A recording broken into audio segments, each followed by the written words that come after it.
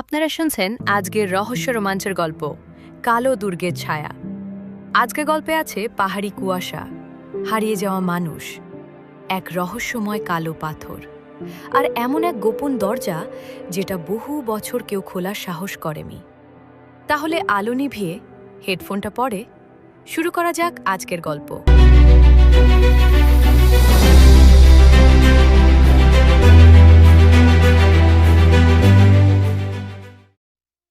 দার্জিলিংয়ের পাহাড়ে তখন রাত ৯টা।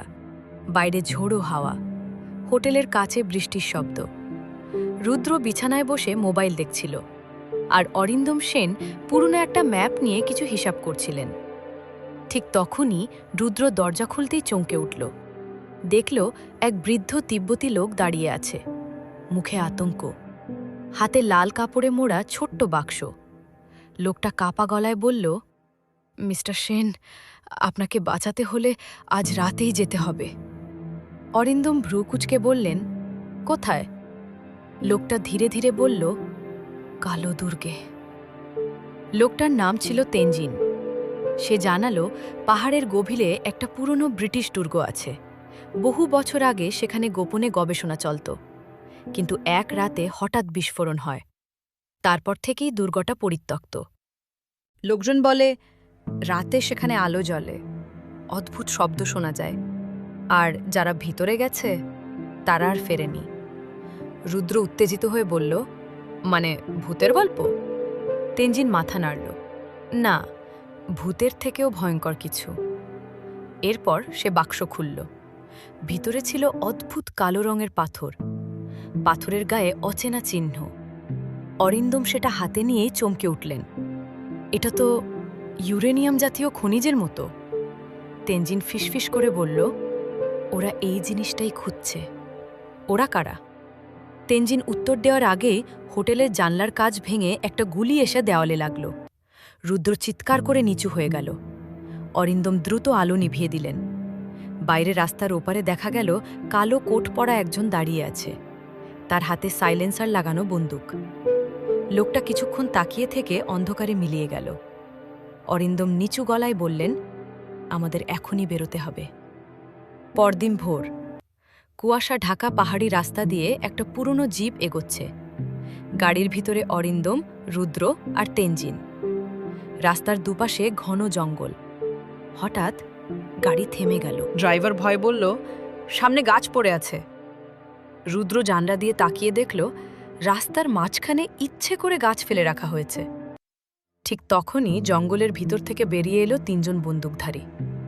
পাথরটা দিয়ে দিন, একজন চিৎকার করল। অরিন্দম শান্ত স্বরে বললেন, রুদ্র, নিচু হও। গুলির শব্দে পাহাড় কেঁপে উঠল। অরিন্দম গাড়ির দরজা খুলে পাশের পাথরের আড়ালে লাফ দিলেন। তারপর নিজের লাঠি ছুঁড়ে মারলেন। লাঠিটা সরাসরি এক বন্দুকধারীর হাতে লাগল।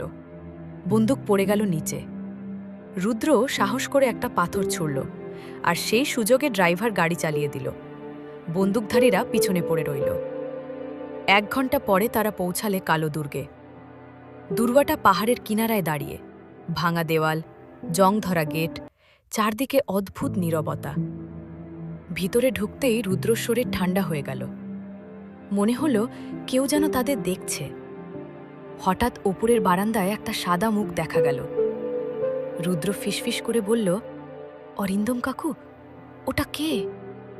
টর্চের আলো ফেলতেই মুখটা অদৃশ্য। তেনজিন ভয়ে কাঁপতে লাগল। আমি বলেছিলাম এখানে আসা ঠিক না। তারা একটা পুরনো ঘরে ঢুকল। ঘরের ভেতরে মরচে ভরা যন্ত্রপাতি, ছেঁড়া কাগজ, আর দেওয়ালে লেখা প্রজেক্ট শ্যাডো। অরিন্দম কাগজগুলো দেখে বললেন, এখানে গোপনে অস্ত্র তৈরি হতো। ঠিক তখনই মাটির নিচ থেকে অদ্ভুত শব্দ এলো। তারপর ঘরের এক পাশের দেওয়াল ধীরে ধীরে সরে গেল। ভিতরে লুকানো সিঁড়ি। তারা নিচে নামতেই দেখল বিশাল আন্ডারগ্রাউন্ড ল্যাবরেটরি, আর সেখানে অনেকগুলো আধুনিক মেশিন এখনো চলছে। হঠাৎ পিছন থেকে আওয়াজ, ওয়েলকাম মিস্টার সেন। তারা ঘুরে দেখল কালো কোট পরা সেই লোক দাঁড়িয়ে আছে। তার পাশে আরও বন্দুকধারী। লোকটা হাসল, আমি ডক্টর ক্রেগ। এই গবেষণা কেন্দ্র আমি আবার চালু করেছি। অরিন্দম বললেন, তুমি এই খনিজ দিয়ে অস্ত্র বানাচ্ছে? এক্স্যাক্টলি। ডক্টর ক্রেগ বলল, এই শক্তি দিয়ে পুরো শহর ধ্বংস করা সম্ভব। রুদ্র রেগে বলল, তোমরা পাগল। লোকটা হাসল। না, আমরা ভবিষ্যৎ বদলাব। ঠিক তখন তেনজিন হঠাৎ চিৎকার করে উঠল, ওরা মিথ্যে বলছে! সবাই অবাক।